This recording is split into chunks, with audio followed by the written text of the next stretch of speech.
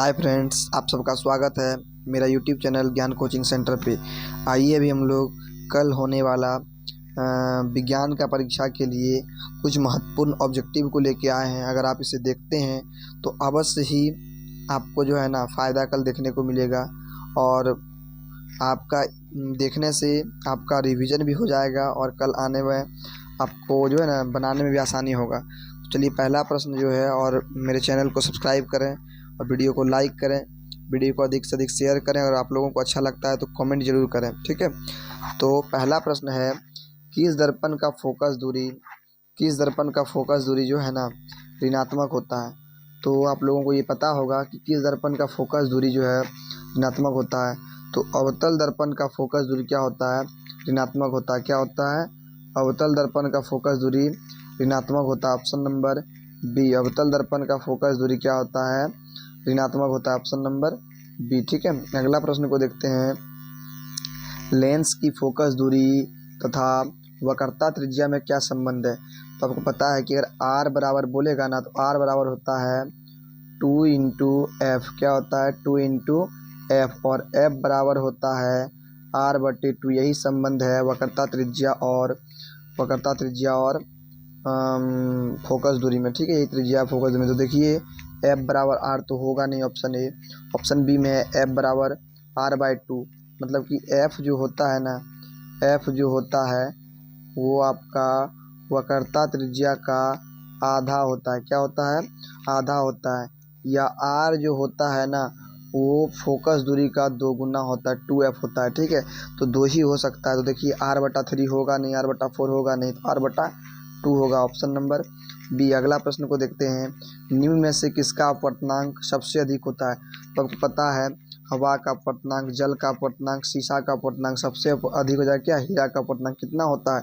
2.42। कितना होता है? 2.42। और जल का अपवर्तनांक 1.003 होता है शायद। एक बार देख लीजिए आप लोग अच्छा से, नहीं होता तो आपको बताते हैं तुरंत हम। जल का अपवर्तनांक कितना होता है और हवा का अपवर्तनांक, जल का अपवर्तनांक कितना होता है देखते हैं हम अभी, तो आपको बताते हैं देख के। अब देखिए, सामान्य दृष्टि के लिए सुस्पष्ट दृष्टि की अल्पता दूरी, सुस्पष्ट दृष्टि की अल्पता दूरी। देखिए जल का अपवर्तनांक जो है ना आपका, जल का अपवर्तनांक हुआ 1.33। क्या हो जाएगा जल का अपवर्तनांक? 1.33 लिख लीजिए आप लोग। क्या हो जाएगा? 1.33, ठीक है। 1.33 जल का अपवर्तनांक 1.33 देख लीजिएगा। 1.33 अगर आ जाए कल तो आप लोग बना दीजिएगा। अब सामान्य दृष्टि के लिए सुस्पष्ट दृष्टि की अल्पता दूरी, अल्पता मतलब कम, न्यूनतम दूरी क्या है? तो न्यूनतम दूरी देखिएगा 25 सेंटीमीटर है, ना कि 25 मिलीमीटर, ना कि 25 मीटर। तो ऑप्शन नंबर बी हो जाएगा। आप सही, आपका ऑप्शन नंबर बी। और अधिकतम दूरी पूछेगा तो क्या हो जाएगा? अनंत। क्या होगा? अनंत। अधिकतम दूरी अनंत और न्यूनतम दूरी 25 सेंटीमीटर। उसके बाद श्वेत प्रकाश का कौन सा रंग या कौन सा वर्ण किसी प्रिज्म के गुजरने के बाद सबसे कम झुकता है। तो आपको पता होगा बेजानी, हापी, नीला, इसको बिब्जियोर के नाम से हम लोग जानते हैं। तो सबसे कम जो है ना लाल, सबसे लास्ट में लौ आता है, लाल, मतलब कि सबसे कम जो है ना लाल झुकता है। सबसे अधिक अगर झुकाव पूछा जाएगा तो बैगनी हो जाएगा। और इसी में एक प्रश्न और आता है कि सबसे बड़ा तरंग दैर्ध्य, तो सबसे बड़ा तरंग दैर्ध्य जो होता है लाल का होता है और सबसे कम तरंग दैर्ध्य जो होता है वो बैगनी का होता है। तो ध्यान रखिएगा, अगर झुकाव पूछेगा सबसे अधिक बैगनी का, सबसे कम लाल का, और अगर तरंग दैर्ध्य पूछेगा सबसे अधिक तो लाल का, और सबसे कम पूछेगा तो बैगनी का। अब अगला प्रश्न देखते हैं हम लोग। अगला प्रश्न है, निकट दृष्टि दोष को किस लेंस के उपयोग द्वारा संशोधित किया जाता है। तो अगर निकट पूछेगा तो देखिए इसको याद करने का आप लोगों को एक ट्रिक बताते हैं। अगर निकट पूछा जाए तो निकट को लिखिएगा निकट। क्या है? निकट। और एक होता है दूर, ठीक है। ध्यान दीजिए, निकट और दूर। निकट जो होता है बड़ा होता है, बड़ा में लगाइएगा अवतल दर्पण। देखिए अवतल, अवतल यहाँ है 4 गो। और दूर के लिए लगाइए छोटा। क्या होता है? उत्तल। क्या होता है? उत्तल। तो देखिए छोटा के लिए छोटा दर्पण का नाम लिखिएगा, बड़ा के लिए बड़ा दर्पण। जैसे बड़ा का नाम के लिए बड़ा दर्पण का लिखिएगा, जैसे अवतल लिखिएगा। तो निकट जो है देखिए बड़ा होता है, निकट लिखने में 3 अक्षर लगता है, तो बड़ा दर्पण का नाम जो होगा वो हो जाएगा अवतल। और छोटा देखिए दूर, 2 अक्षर का है, तो इसमें सबको आपको याद करने में आसानी होगा। तो निकट दृष्टि दोष के लिए जो होता है ना, क्या होता है? अवतल दर्पण का होता है। क्या होता है? अवतल दर्पण का होता है। तो ऑप्शन नंबर क्या हो जाएगा आपका? देख लीजिए एक बार, निकट दृष्टि दोष के लिए अवतल दर्पण क्या हो जाएगा, अवतल दर्पण क्या हो जाएगा, अवतल दर्पण। ऑप्शन नंबर ए, 6 का ऑप्शन नंबर ए। विद्युत प्रतिरोधकता निर्भर करता है, क्वेश्चन नंबर 7 है, विद्युत प्रतिरोधकता निर्भर करता है। विद्युत प्रतिरोधकता जो है ना आपका निर्भर करता है चालक के पदार्थ की प्रकृति पर, ऑप्शन नंबर सी, चालक के पदार्थ की प्रकृति पर। अब विद्युत शक्ति का सही मात्रक देखिए, शक्ति का सही मात्रक वाट होता है, तो विद्युत शक्ति का सही मात्रक भी वही होगा, वाट ही होगा, ऑप्शन नंबर ए। अच्छा बताइए ओम किसका होता है, ओम होता है प्रतिरोध, ओम किसका होता है, प्रतिरोध का, प्रतिरोध किसका होता है, प्रतिरोध का होता है ओम, ठीक है। और यूनिट में हम लोग जो है ना इकाई इलेक्ट्रिसिटी को खरीदते हैं, ध्यान रखिएगा आप। अगला है 1 यूनिट विद्युत ऊर्जा का मान होता है, तो होता है ऑप्शन नंबर डी 3.6 गुना 10⁻6 जूल। अच्छा जूल किसका होता है, जूल किसका होता है, जूल ऐसा ही मतलब किसका होता है, ठीक है, ऊर्जा का ऐसा मात्रक जूल होता है, ध्यान रखिएगा, ऊर्जा किसका होता है, ऊर्जा का, ठीक है, ऊर्जा का ऐसा मात्रक जूल होता है। आप लोग ध्यान रखिएगा, आप लोग को बताते जा रहे हैं ऊर्जा का ऐसा मात्रक क्या होता है, जूल होता है। अगला प्रश्न को देखिए, अगला प्रश्न है निम्नलिखित में से कौन सा कथन सत्य है। अच्छा कथन सत्य है मतलब कौन सा कथन सही है, आप लोगों को देखना है कौन सा कथन जो है ना सही है, ठीक है, कौन सा कथन सही है। देखिए एक बार कौन सा कथन सही है, 10 नंबर क्वेश्चन क्या बोल रहा है, कौन सा कथन सही है, ठीक है। देखते हैं, पहला प्रश्न है विद्युत जनित्र विद्युत चुंबकीय प्रेरण पर कार्य करता है, विद्युत जनित्र विद्युत चुंबकीय प्रेरण पर कार्य करता है। दूसरा ऑप्शन है विद्युत मोटर, विद्युत मोटर विद्युत मोटर विद्युत मोटर विद्युत ऊर्जा को यांत्रिक ऊर्जा में बदलता है। देखिए विद्युत मोटर क्या करता है, विद्युत ऊर्जा को यांत्रिक ऊर्जा में बदलता है, नहीं बदलता। विद्युत मोटर का काम है, हाँ सॉरी, विद्युत ऊर्जा को यांत्रिक ऊर्जा में बदलता है। यहाँ पे एक प्रश्न आप लोगों को ध्यान रखिएगा, आप लोगों के प्रश्न आप लोग जो बताना चाहते हैं। उसके बाद नंबर सी है चुंबकीय चुंबकीय बल रेखाएं परस्पर नहीं काटती है, परस्पर नहीं काटती है। और ऑप्शन डी है कि हरे विद्युत रोधन व वास्तविक हरे विद्युत रोधन व वास्तविक हरे विद्युत रोधन वाला तार प्रायः विद्युतमय तार होता है।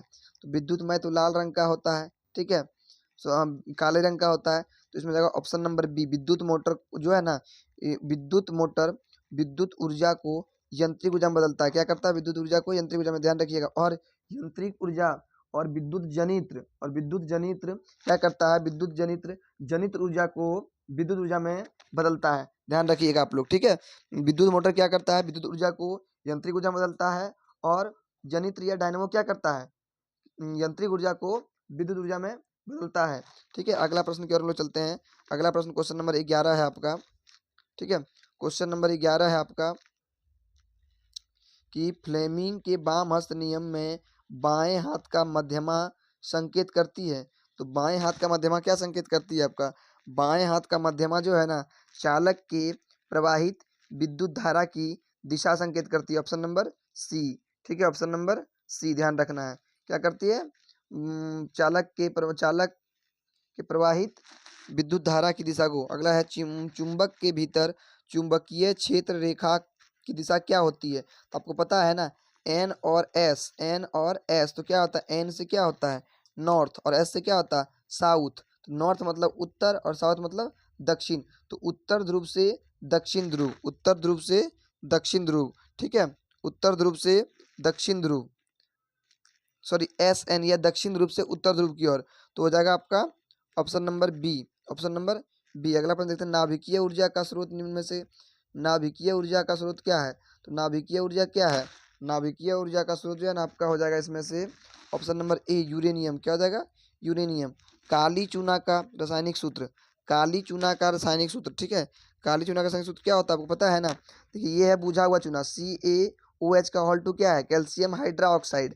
और काली चूना मतलब होता है चूना पत्थर, इसको बोलते हैं चूना हम लोग, काली चूना या बकरा चूना, ठीक है। CaO calcium oxide, calcium oxide CaO। और CaCO3 क्या है, ये है आपका क्या संगमरमर, क्या है संगमरमर, क्या है ये संगमरमर है, ठीक है, ये ध्यान रखिएगा आप लोग।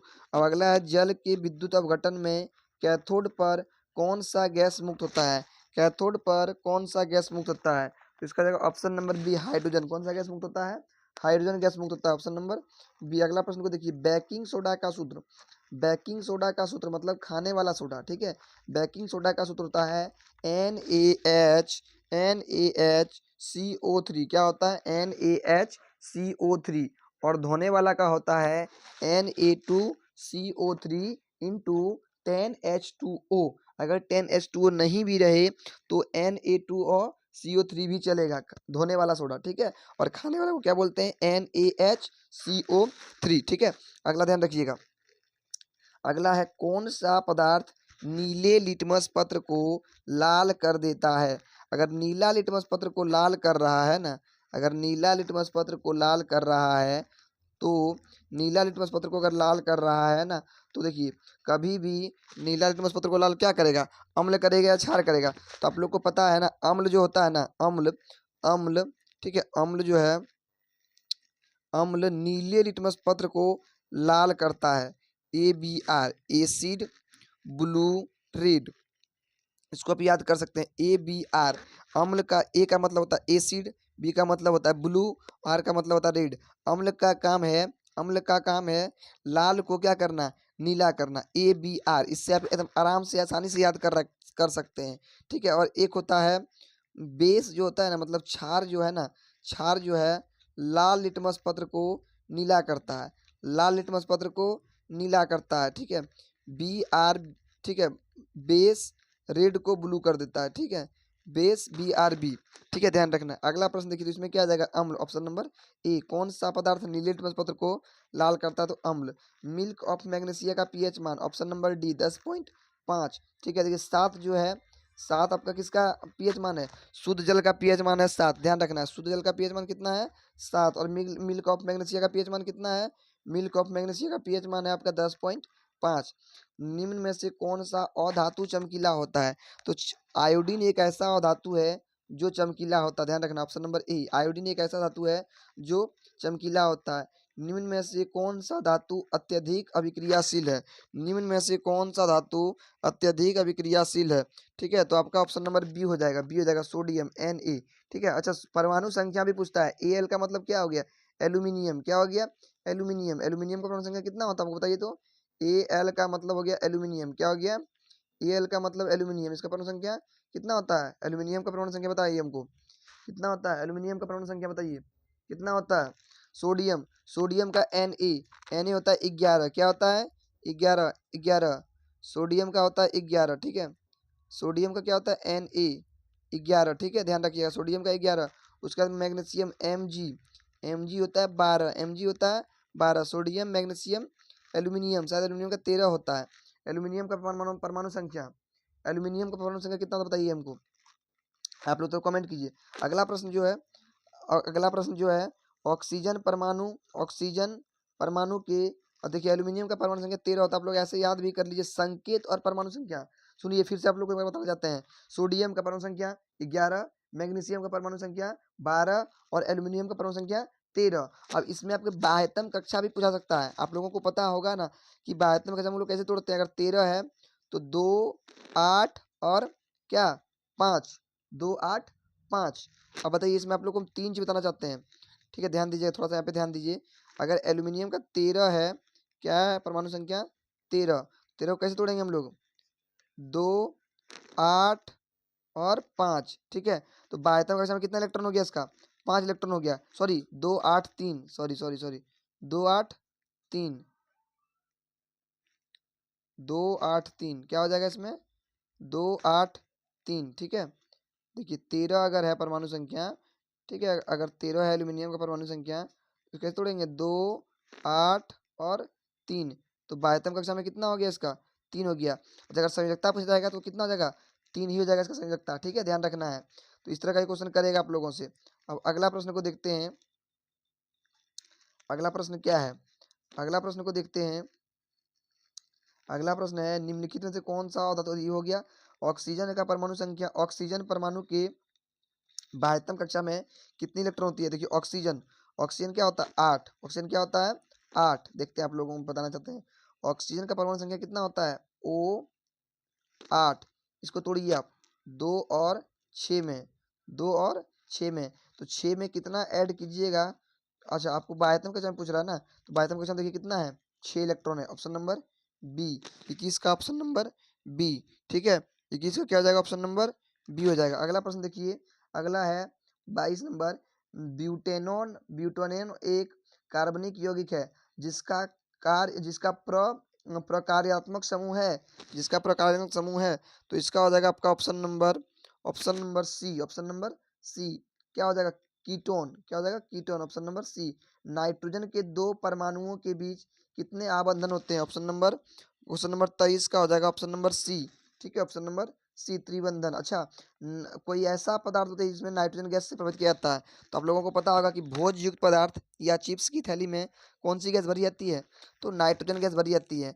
आप लोग अधिक से अधिक इस वीडियो को देखें, और आप लोगों को इस वीडियो के माध्यम से हम प्रयास कर रहे हैं कि प्रत्येक ऑप्शन से सबका हम आंसर बता दें, ताकि जितना भी क्वेश्चन लिए हैं उससे दोगुना क्वेश्चन की तैयारी हम आप लोगों को करवा सके। अगर 50 क्वेश्चन होगा तो उसके ऑप्शन के थ्रू हम आप लोगों को 100 क्वेश्चन का तैयारी करवा देंगे। ठीक है, आप लोग अगर पूरा वीडियो को देख लीजिएगा ना, तो एक वीडियो ना आप लोगों के लिए एग्जाम के लिए बहुत सहायता प्रदान कर सकता है। इस वीडियो के द्वारा आप लोग 40 में 40 सही मार सकते हैं। इस वीडियो को अगर पूरा देख लीजिएगा ना, तो आप लोग का 40 में 40 ऑब्जेक्टिव सही हो जाएगा।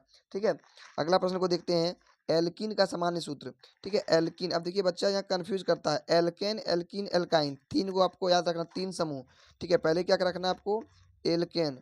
ठीक है, एल्केन, अब होता है एल्केन, एल्कीन, एल्काइन, अब फिर होता है एल्कीन। ठीक है, अब क्या होता है, एल्कीन, एल्कीन, उसके बाद क्या होता है, एल्काइन। ठीक है, आप तीनों को एक साथ याद रखिएगा। इसका फॉर्मूला है, आपको हम पेज लेके बताते हैं। ठीक है, इसका फॉर्मूला है, इसका आपको मैं यहाँ पेज लेके बताते हैं।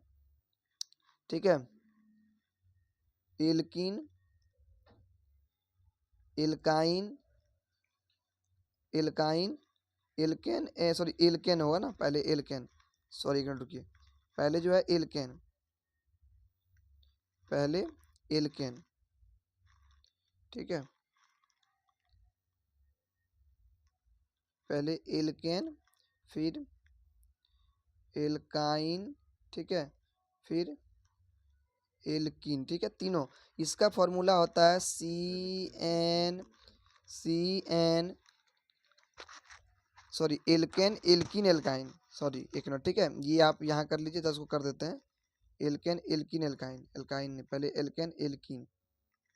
ठीक है, एल्कीन क्या हो जाएगा, एल्कीन, तब हो जाएगा एल्काइन। ठीक है, तब हो जाएगा alkyne, CnH2 plus two plus two. ठीक है, CnH2n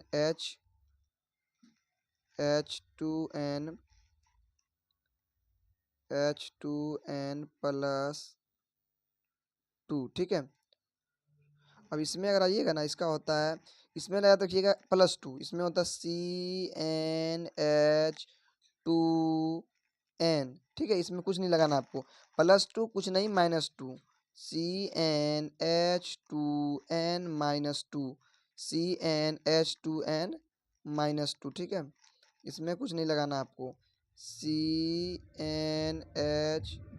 ठीक है,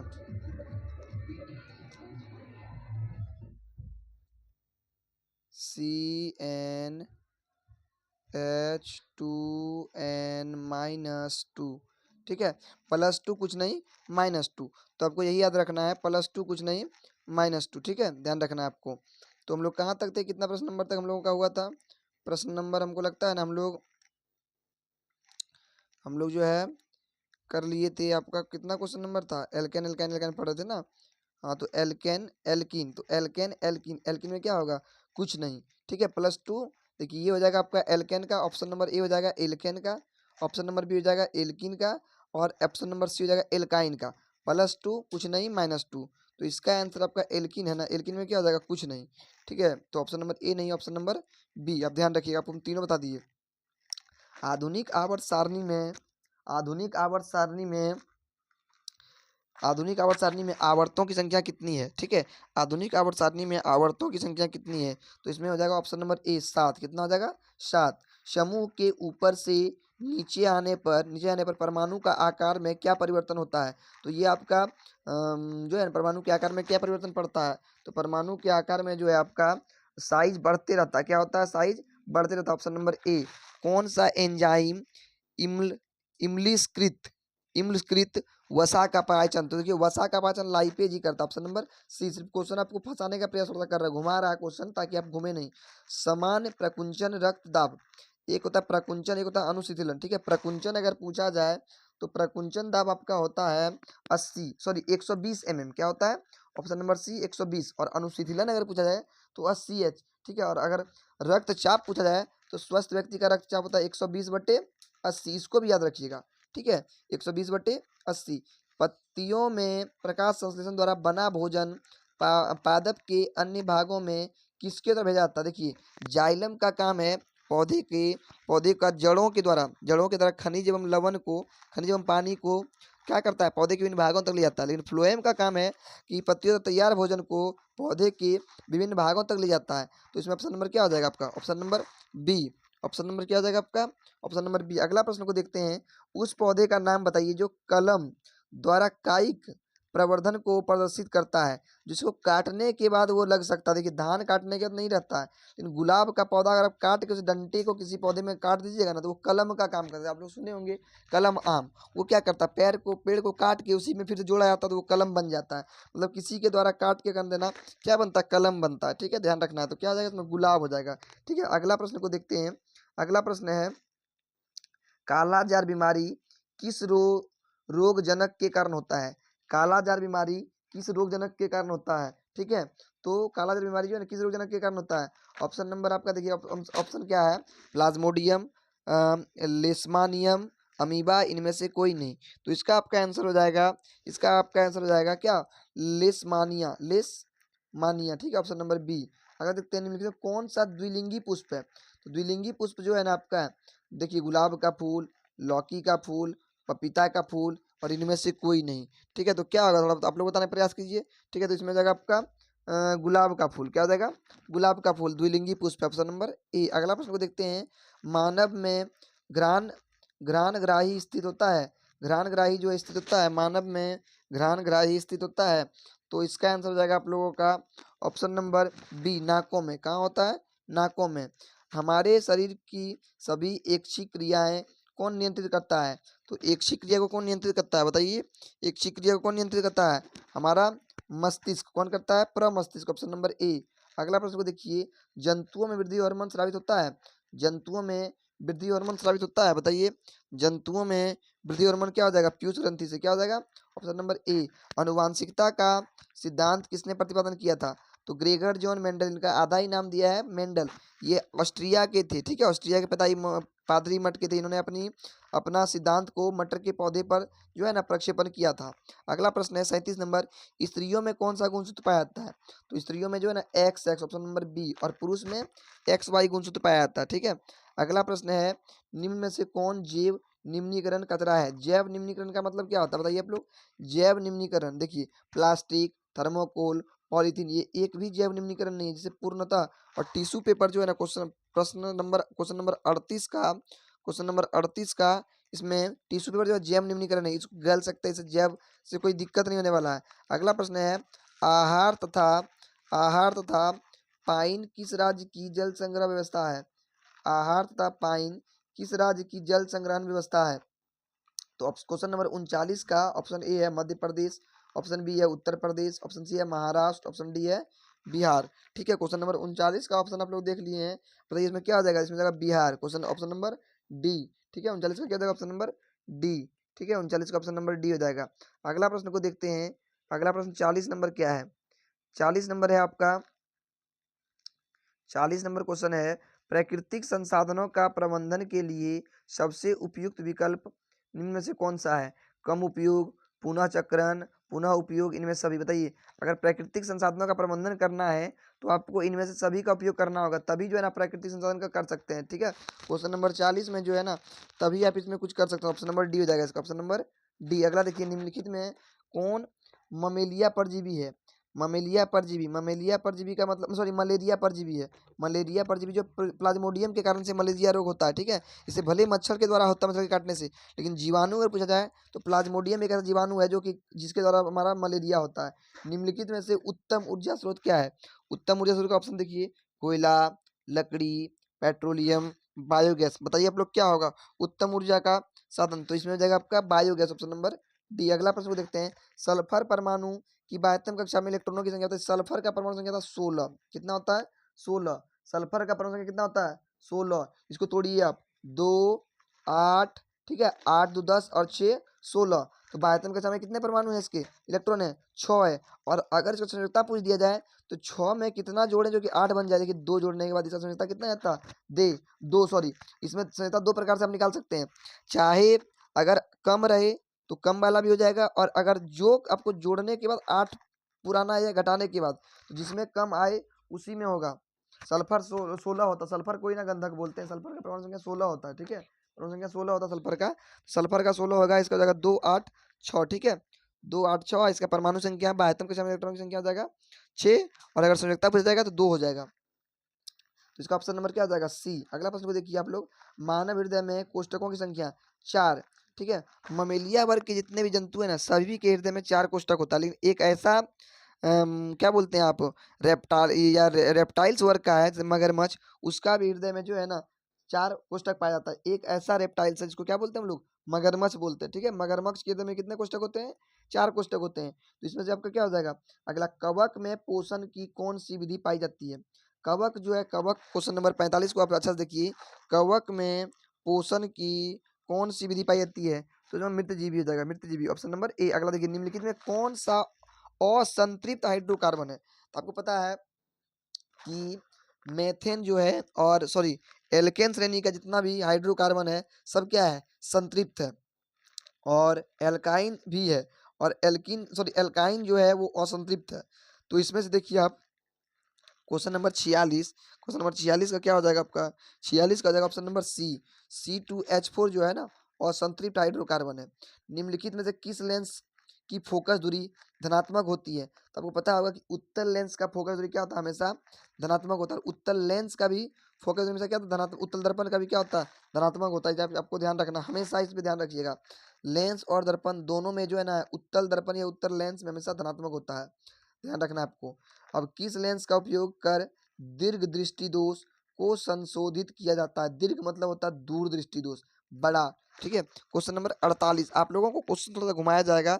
दीर्घ दृष्टि दोष में जो है ना आपका, दीर्घ दृष्टि दोष में आपका पता है, ये बताए थे कि दूर वाला पूछेगा छोटा बताना है, नजदीक वाला पूछेगा निकट, निकट बड़ा होता है तो इसमें बड़ा नाम को डालिएगा, दूर छोटा होता है इसमें छोटा नाम को डालिएगा। अगर निकट का पूछा जाए तो निकट में क्या होगा? अवतल। और अगर दूर पूछा जाए दूर में क्या हो जाएगा? उत्तल, ठीक है। आपको ये ध्यान रखना है एकदम आराम से। तो दीर्घ पूछ रहा है, दीर्घ का मतलब दूर दृष्टि दोष। दूर क्या मारिएगा आप? उत्तल लेंस मारिएगा। आपको हम जस्ट पहले बताए थे क्वेश्चन में, ठीक है, ध्यान रखना एकदम। अमीबा अपना भोजन कैसे पकड़ता है? तो अमीबा अपना भोजन पकड़ता जो है ना, या ग्रहण करता है उत्पाद या पादाप के द्वारा, ऑप्शन नंबर सी। आप लोग से आग्रह करेंगे, आप लोग इस वीडियो को जरूर से जरूर देखें, आप लोग को बहुत ज़्यादा फायदामंद साबित होगा। और आप लोगों को हम प्रयास करेंगे कि फिर एक और वीडियो देने का प्रयास करेंगे, वो सुबह तक में साइंस का। अगर आप लोग देख लीजिएगा पूरा वीडियो ना, तो आप लोग का 40 में से एक भी नंबर नहीं कटेगा। आप लोग से हम पूरा आग्रह करेंगे, आप लोग भी, और जो भी मेरे क्लास के बच्चे हैं वो शांत से सुने इस वीडियो को, आप लोगों को भी याद हो जाएगा, ठीक है। और इस वीडियो के थ्रू से आप लोगों को याद भी हो जाएगा और वीडियो भी बन जाएगा, ठीक है। आप लोग जो है सुने ध्यान से, आप लोग का भी रिवीजन हो जाएगा अभी, ठीक है। और अगला प्रश्न है, कौन सा एंजाइम वसा प्रक्रिया करता है? फिर वही प्रश्न को पूछा गया, तो क्या हो जाएगा? लाइपेज, ऑप्शन नंबर सी, ठीक है। कौन सा एंजाइम वसा पाचन करता है? तो लाइपेज। किस प्रकार के श्वसन से अधिक ऊर्जा मुक्त होती है? आपको पता है वायवीय श्वसन और अवायवीय श्वसन। वायवीय श्वसन में अधिक ऊर्जा निकलता है और अवायवीय श्वसन में कम ऊर्जा निकलता है। तो अगर वायवीय पूछा अधिक ऊर्जा मुक्त होती है तो अधिक ऊर्जा क्या हो जाएगा? वायवीय श्वसन। क्वेश्चन नंबर 51 का हो जाएगा वायवीय श्वसन। देखिए ये आपका सब्जेक्टिव भी क्वेश्चन है, पूछ सकता है कि वायवीय श्वसन और अवायवीय श्वसन में अंतर लिखें। तो पता ही है कि वायवीय श्वसन ऊर्जा की उपस्थिति में होता है और यह अनुपस्थिति में होता है। इसमें ऊर्जा अधिक निकलता है, इसमें ऊर्जा कम निकलता है, ठीक है। ध्यान रखें, ध्यान रखना। आपको 2 नंबर का क्वेश्चन भी आ सकता है। देखिए मछली का श्वसन अंग पूछा गया है, तो मछली का श्वसन अंग क्या होता है? गिल्स या गलफड़ा, गिल्स या गलफड़ा। आपको देखिए सारा ऑप्शन का आंसर बताना चाहते हैं। ट्रिकिया, बताइए ट्रिकिया किसका होता है? ट्रिकिया जो होता है ना, टिड्डा या तिलचट्टा का होता है ना, टिड्डा या तिलचट्टा का। अच्छा, त्वचा किसका होता है? त्वचा जो होता है मेढक का होता है या फिर केचुआ का भी होता है, केचुआ का भी त्वचा ही होता है, ध्यान रखना आपको। फेफड़ा किसका होता है? हमको बताने का प्रयास कीजिए एक बार। फेफड़ा किसका होता है? मनुष्य का होता है। कभी कभी क्या करता है ना आपको, मनुष्य का, मछली का, केचुआ का श्वसन अंग भी पूछ सकता है 2 नंबर का क्वेश्चन में। आप लोग भी ध्यान से सुनेंगे, आप लोग को भी ऑब्जेक्टिव याद हो जाएगा। अगला देखना है, आधुनिक आवर्त सारणी नियम के अनुसार तत्वों के गुणधर्म निम्नलिखित किसके फलन पर है? परमाणु द्रव्यमानु सॉरी परमाणु द्रव्यमान के अनुसार, परमाणु संख्या के अनुसार, परमाणु आकार के अनुसार और घनत्व के अनुसार। बताइए क्वेश्चन नंबर 53 का आंसर क्या हो जाएगा? आप लोग बताने का प्रयास करें। तो इसमें जाएगा परमाणु संख्या की आकार पर, ठीक है, परमाणु संख्या के ऊपर, ठीक है, ध्यान रखना है। आधुनिक आवर्त सारणी के क्षैतिज कतार को क्या कहते हैं? आवर्त कहते हैं, समूह कहते हैं, कोष कहते हैं, इनमें से कोई बताइए। आप लोग दो ही बता सकते हैं, चाहे आवर्त चाहे समूह। बताइए दोनों से क्या होगा? आप लोग बताइए, प्रयास कीजिए बताने का। क्षैतिज कतार क्या कहलाता है, आवर्त या समूह? क्या कहिएगा आप लोग? क्वेश्चन नंबर 54 जल्दी बताने का प्रयास करें, ठीक है। क्वेश्चन नंबर 54 का आंसर हो जाएगा आपका आवर्त। क्या होगा? आवर्त। और उदग्र स्तंभों को क्या कहते हैं? उदग्र स्तंभों को क्या कहते हैं? समूह कहते हैं, ध्यान रखना है। क्षैतिज कतार को आवर्त, उदग्र स्तंभों को समूह, ठीक है, ध्यान रखना है, एकदम याद कर लीजिए आप लोग। एक एक ऑब्जेक्टिव के साथ में बोलते जाइए आप लोग भी, आप लोगों का भी याद होते चले जाएगा। और अगला प्रश्न है, लोहे के फ्राइंग पैन के जंग से बचने के लिए निम्न में से कौन सी विधि उपयुक्त है? ग्रीस चढ़ाकर, पेंट लगाकर, जिंक की परत लगाकर। तो देखिए अगर आप किसी भी लोहे की वस्तु को जंग से बचाना चाहते हैं तो उस पर ग्रीस भी चढ़ा दीजिए, पेंट भी कर सकते हैं और जिंक की परत भी डाल सकते हैं। इनमें से क्या जाएगा? सभी। आपसे ऑब्जेक्टिव सब्जेक्टिव भी पूछ सकता है कि लोहे की वस्तुओं को जंग से बचाने के लिए आप क्या क्या करेंगे? तो ग्रीस चढ़ाकर, पेंट लगाकर और जिंक की परत चढ़ाकर। और इसी प्रक्रिया को क्या कहते हैं? गैल्वनाइजेशन भी कहते हैं, ध्यान रखना है। किसी लोहे की के ऊपर पेंट चढ़ाना क्या कहलाता है? गैल्वनाइजेशन कहलाता है, ठीक है। अगला देखिए, अगला प्रश्न क्या है? अगला प्रश्न देखते हैं। अगला प्रश्न है आपका क्वेश्चन नंबर 56। निम्नलिखित में से किस धातु को चाकू से काटा जा सकता है? तो चाकू से जो है ना सोडियम को काटा जा सकता है। अच्छा, आप लोग तो सोडियम याद किए हैं। सोडियम का परमाणु संख्या और संकेत बताइए हमको एक बार। सोडियम का क्या होता है? Na और 11, Na और 11, ध्यान रखना आप लोगों को, ठीक है, Na और 11। और अगला है टाइट्रिक सॉरी क्वेश्चन नंबर, इसमें तो सोडियम हो गया, ऑप्शन नंबर बी, ठीक है, ऑप्शन नंबर बी हो गया इसमें। और अगला प्रश्न है, निम्नलिखित में से कौन सा कौन सा चूने कौन सा गैस चूने के पानी को दुधिया कर देता है? बताइए। CO2 मतलब कार्बन डाइऑक्साइड एक ऐसा गैस है जो क्या करता है? पानी को दुधिया कर देता है, ऑप्शन नंबर सी, ठीक है, ऑप्शन नंबर क्या हो जाएगा? सी। अगला देखना है, टार्ट्रिक अम्ल किसमें पाया जाता है? टार्ट्रिक अम्ल किसमें पाया जाता है? टार्ट्रिक अम्ल इमली में पाया जाता है। बहुत ही अच्छा, बहुत ही अच्छा। किसमें पाया जाता है? इमली में।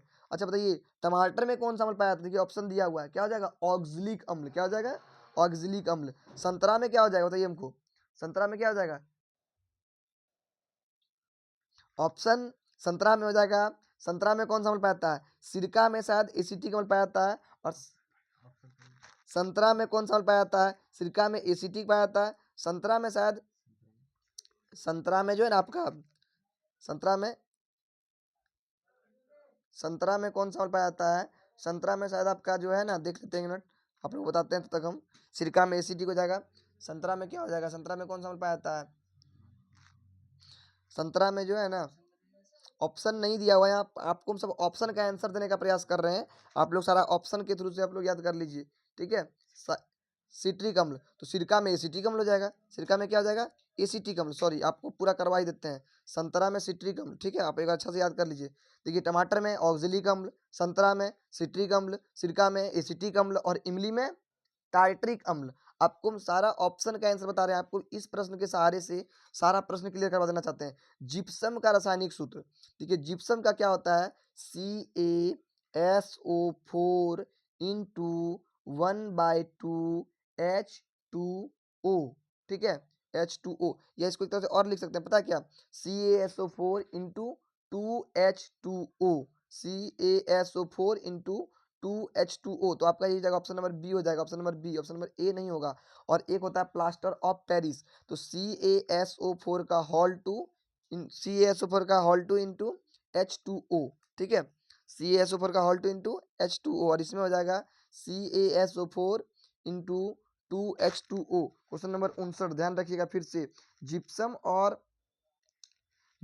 और क्या बोलते हैं आप, प्लास्टर ऑफ पेरिस। जिप्सम का हो जाएगा CaSO4, ठीक है, आपको हम लिख देते हैं CaSO4 इंटू 2H2O। लेकिन अगर प्लास्टर ऑफ पेरिस पे जाए तो CaSO4, ठीक है, CaSO4 का होल 2 इंटू H2O।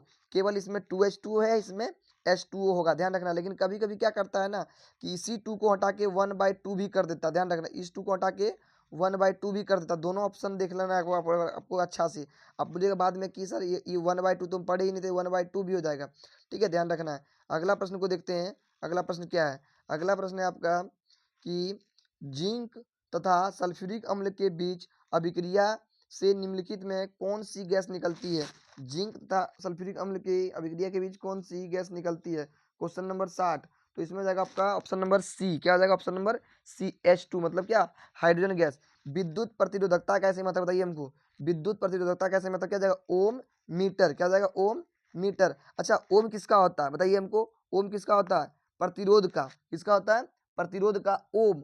और प्रतिरोधकता का क्या जाता है? ओम मीटर। ध्यान रखना आप लोगों को, ठीक है एकदम। अच्छा, एम्पियर किसका होता है बताइए हमको। एम्पियर क्या होता है? विद्युत धारा। क्या होता है? विद्युत धारा। विद्युत धारा कैसे मतलब करता है? देखिए SI मात्रक पूछा ही जाएगा हर हाल में, ध्यान रखना आप लोगों को। फिर से चाहते हैं, ओम किसका होता है? प्रतिरोध का होता है। एम्पियर किसका होता है? विद्युत धारा का होता है। और प्रति उसके बाद ओम मीटर किसका होता है? प्रतिरोधकता का होता है। ध्यान रखना आप लोगों को। अगला प्रश्न है, निम्नलिखित में से कौन सा विद्युत का सबसे अच्छा चालक है बताइए हमको। कौन सा धातु विद्युत का सबसे अच्छा चालक है? क्या जाएगा? चांदी। क्या होगा? चांदी। चांदी का हमको संकेत चाहिए। चांदी का संकेत क्या होता है? Ag। क्या हो जाएगा? Ag। और परमाणु संख्या क्या होता है? 47 ठीक है। आप लोगों को ध्यान रखना है। देखिए कहीं से ये प्रश्न आए, आप लोग एकदम 40 में 40 बनेगा। अगर आप लोग पूरा वीडियो को देख लीजिएगा, सुन लीजिएगा एक बार ना, आप लोग हम गारंटी लेते हैं कि आप लोग का कोई 40 में 40 नहीं रोक सकता है एक वीडियो के थ्रू से। आप लोग नहीं भी तैयारी किए होंगे, अगर इस वीडियो को देख लीजिएगा ना, तो आप लोग का 40 नंबर एकदम फिक्स है। इसलिए आप लोग से आग्रह करेंगे कि आप लोग इस वीडियो को अधिक से अधिक शेयर करें, वीडियो को लाइक करें, ताकि आप लोग सभी बच्चे का जो है ना नंबर आ सकता है अच्छा। जो थोड़ा सा भी तैयारी किया होगा या नहीं भी किया होगा, इस वीडियो को देख लेगा तो उसका 40 नंबर पक्का है, ठीक है। देखिए कुछ स्टूडेंट ऐसे हैं मेरे क्लास में भी, जिनका डिमांड है कि सर एक वीडियो और बना दिया जाए ताकि हम लोगों का नंबर और बेस्ट ऑफ लक हो जाए। तो हम प्रयास करेंगे कि सुबह तक एक वीडियो आप लोगों का साइंस का हम और दे देंगे, ताकि आप लोगों का वीडियो के माध्यम से अच्छा नंबर आ जाए। अगला प्रश्न देखते हैं। अगला प्रश्न क्या है? इस प्रश्न का आंसर हो जाएगा चांदी, ऑप्शन नंबर ए। 62 नंबर। 63 नंबर देखिए, विद्युत धारा के चुंबकीय प्रभाव का खोज किसने किया? तो आप लोगों को पता था कि आप लोगों को पता होगा, आप लोग पढ़े होंगे ऑरस्टेड का नियम। ऑरस्टेड के अनुसार विद्युत धारा के चुंबकीय प्रभाव का खोज उन्होंने ही किया था, ठीक है। क्या हो जाएगा? ऑप्शन नंबर बी, ऑरस्टेड का नियम। विद्युत मोटर परिवर्तित करता, देखिए हम आप लोगों को पहला क्वेश्चन में बताए थे, विद्युत मोटर और विद्युत जनित्र। ध्यान रखना है, विद्युत मोटर का काम है कि विद्युत ऊर्जा को यांत्रिक ऊर्जा में बदल देना। क्या काम है? विद्युत ऊर्जा को यांत्रिक ऊर्जा में बदल देना। आप लोग आज के डेट में घर में देखे होंगे कि आटा चक्की चलता है, वो किससे चलता है? इलेक्ट्रिसिटी से चलता है, ठीक है। वो क्या करता है? किसी यंत्र को घुमाता है, तो वो विद्युत लेता है और किसी यंत्र को, मशीन को चलाता है। तो उसका काम क्या है? विद्युत ऊर्जा को यांत्रिक ऊर्जा में बदल देना। Option number D, option number D, ठीक है, ध्यान रखना, ऑप्शन नंबर डी, ठीक है। विद्युत ऊर्जा को यांत्रिक ऊर्जा में बदल देता है कौन? ऑप्शन नंबर डी, ठीक है। अगला प्रश्न को देखते हैं। और विद्युत मोटर जो है विद्युत ऊर्जा को यांत्रिक ऊर्जा, और विद्युत जनित क्या करता है कि यांत्रिक ऊर्जा को विद्युत ऊर्जा में बदल देता है। अब अगला प्रश्न है क्वेश्चन नंबर 65, निम्नलिखित में से कौन सबसे कम अभिक्रियाशील धातु है? ठीक है, क्वेश्चन नंबर 65, क्वेश्चन नंबर 65, कौन सबसे कम अभिक्रियाशील धातु है? तो इसका जाएगा ऑप्शन नंबर सी। क्या हो जाएगा? ऑप्शन नंबर सी, लोहा। Fe। ऐसा होता है, ये लोहा का परमाणु संख्या हमको जल्दी बताने का प्रयास कीजिए आप लोग। लोहा का परमाणु संख्या क्या हो जाएगा? 26। क्या हो जाएगा? 26, याद है ना? लोहा का परमाणु संख्या क्या होता है? 26। संकेत क्या होगा? Fe, ठीक है, याद करने का प्रयास कीजिए। क्या हो जाएगा? Fe। कहीं से पूछा जाए, आप लोग का नंबर नहीं कटना चाहिए। अगला प्रश्न को देखते हैं, क्वेश्चन नंबर 66। 66 है, कार्बन की परमाणु संख्या क्या होती है? बताइए हमको, कार्बन का परमाणु संख्या क्या होता है? कार्बन का परमाणु संख्या क्या होता है? 6। बहुत ही अच्छा, वेरी गुड वेरी गुड।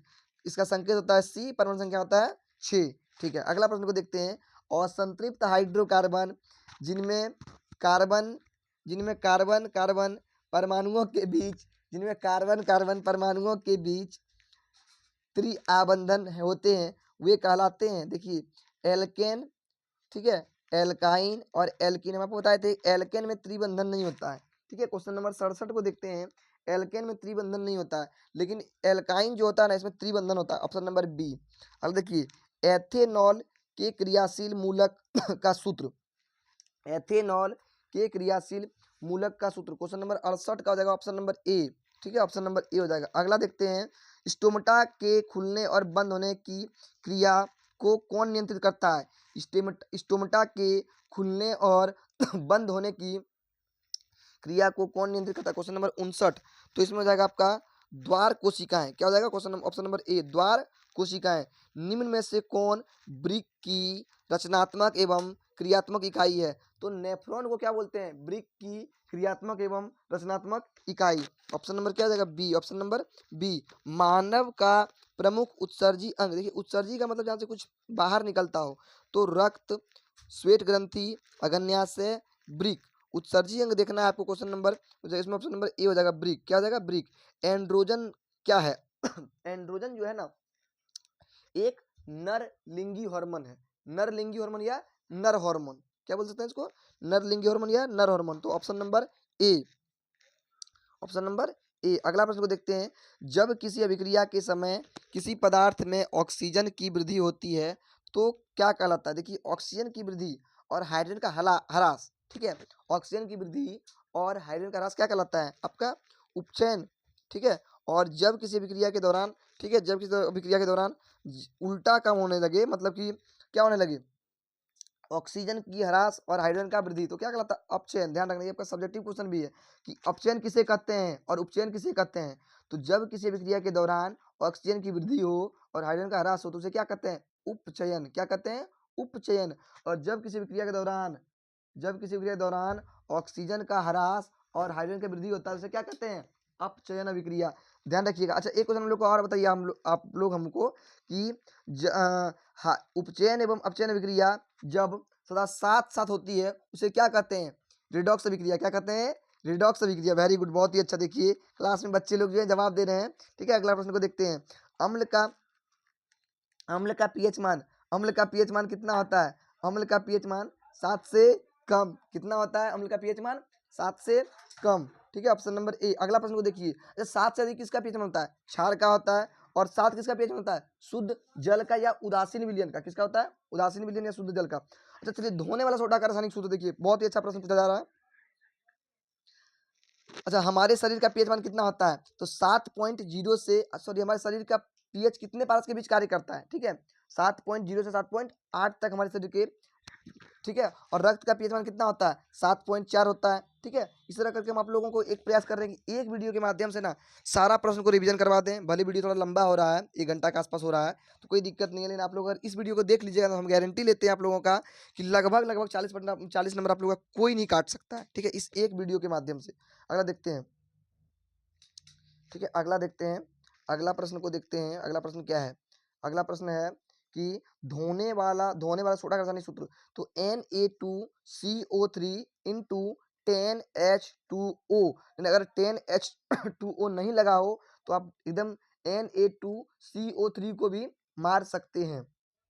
ठीक है, एक प्रश्न देखिए option number Na2CO3 into 10H2 है, तो ये तो नहीं होगा, तो ऑप्शन नंबर इसके साथ ए हो जाएगा। या फिर Na2CO3 इंटू 10H2O के साथ आप जाइएगा। मधुमक्खी के डंक में कौन सा अम्ल पाया जाता है, बताइए आप क्या होता है फॉर्मिक अम्ल। और फॉर्मिक अम्ल का ही IUPAC नाम क्या होता है मेथेनोइक अम्ल। क्या होता है मेथेनोइक अम्ल।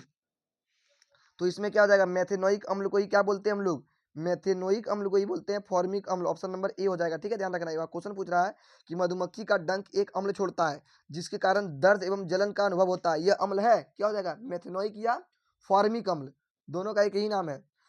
ठीक है, आयोडीन की कमी से कौन सा रोग होता है, आयोडीन की कमी से कौन सा रोग होता है, बताइए हमको आयोडीन की कमी से कौन सा रोग होता है घेंगा रोग। कौन सा रोग होता है घेंगा, ऑप्शन नंबर ए। अच्छा घेंगा रोग कहाँ होता है, कहाँ होता है गला में। घेंगा रोग का ही और भी नाम है गलगंड और ग्वाइटर, ध्यान रखिए गलगंड और ग्वाइटर। अच्छा, कहाँ के लोगों को घेंगा रोग नहीं होता है? हमको बताइए ऑप्शन। समुद्री तट के किनारे रहने वाले लोगों को जो होता है ना, घेंगा रोग नहीं होता, क्योंकि समुद्र की मछली में आयोडीन युक्त नमक के प्रभाव पाया जाता है, इसलिए वहाँ के लोगों को घेंगा रोग नहीं होता है। अगला देखते हैं, अगला प्रश्न को देखते हैं, बहुत ही इंपॉर्टेंट प्रश्न आप लोगों को बता रहे हैं, आप लोग इसको देखने का प्रयास करें। निम्नलिखित में से कौन पिट्यूटरी ग्रंथि से निकलने वाला हार्मोन है? तो आपको पता है ना कि वृद्धि हार्मोन कहाँ से निकलता है? पिट्यूटरी से। अच्छा, थायरोक्सिन हार्मोन कहाँ से निकलता है? बताइए हमको आप लोग। थायराइड से। थायराइड ग्रंथि कहाँ पाया जाता है? गला में। ठीक है, आप लोग को हम सारा प्रश्न का आंसर बताने का प्रयास करें। ठीक है, ध्यान रखिएगा आप लोग। अगला, अमीबा में अलैंगिक जनन किस विधि द्वारा होता है? बहुत ही इंपॉर्टेंट प्रश्न है। अमीबा में अलैंगिक जनन किस विधि द्वारा होता है? मुकुलन, विखंडन, बीजाणु जनन, इनमें से सभी बताइए क्या होगा? क्वेश्चन नंबर 79 इसमें जाएगा क्या आपका? विखंडन विधि से। क्या जाएगा? Option number B. किससे? विखंडन विधि से। अगला प्रश्न को देखते हैं, अगला प्रश्न है, फल का कौन सा भाग, सॉरी फूल का कौन सा भाग फल में बदलता है? क्या होता है? अंडाशय। क्या होता है? अंडाशय। इसी क्वेश्चन से आपको 3-4 क्वेश्चन बताने का प्रयास करते हैं। ठीक है, इसी क्वेश्चन से आप लोगों को हम 3-4 क्वेश्चन बताने का प्रयास करते हैं। ऑप्शन नंबर सी हो जाएगा इसका, अंडाशय। क्या हो जाएगा इसका? अंडाशय। ऑप्शन नंबर सी क्या हो जाएगा? अंडाशय। ठीक है, अंडाशय। अंडाशय ऑप्शन नंबर सी। ठीक है, कुछ पीपीटी में कुछ प्रॉब्लम हो रहा है, आप लोग जो है ना प्रयास करें कि इसका ऑप्शन नंबर सी हो जाएगा। ठीक है, अगर वहाँ टिक नहीं हो रहा तो आप लोग समझ जाइएगा कि इसका ऑप्शन नंबर सी रहेगा। क्वेश्चन नंबर 80 का ऑप्शन नंबर क्या हो जाएगा? सी। पीपीटी कुछ काम नहीं कर रहा लास्ट लास्ट में, ऑप्शन नंबर सी हो गया। ठीक, अगला प्रश्न को देखते हैं कि फूल का नर भाग क्या कहलाता है? नर भाग जो फूल का स्त्री केसर कहलाता है, सॉरी नर भाग जो है ना पुंग केसर कहलाता है, और मादा भाग क्या कहलाता है? स्त्री केसर कहलाता है। आप लोगों को ध्यान रखना इस बात का भी। तो आप लोगों को हम लगभग 80 प्रश्न से लगभग 150 से 200 प्रश्न बना दिए हैं। अब आप लोग इसको याद कर लीजिए और अधिक से अधिक वीडियो को शेयर करें, ताकि सभी बच्चों को सपोर्ट हो सके, सभी बच्चों का अच्छा नंबर आ सके। आप लोग ये अनुरोध करेंगे और आप लोग इस वीडियो को देख के जाएं, और आप लोगों को अधिक से अधिक नंबर आएगा।